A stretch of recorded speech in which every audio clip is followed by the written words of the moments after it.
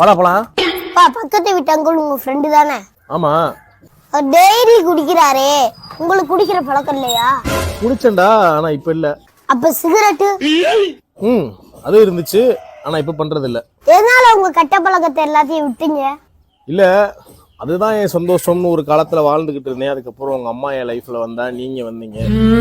இதுதான் நம்ம நிரந்தரமான சந்தோஷம் சொல்லிட்டு அதை விட்டுட்டேன். அப்புறம் சிகரெட்டுன்னு தண்ணினே போனா கண்டிப்பா எனக்குன்னு ஏதாவது ஒரு நாள் ஒண்ணு ஆயிரும். அப்புறம் என்னையவே நம்பி இருக்கவங்க நான் ஏமாத்தின மாதிரி இருக்கும்.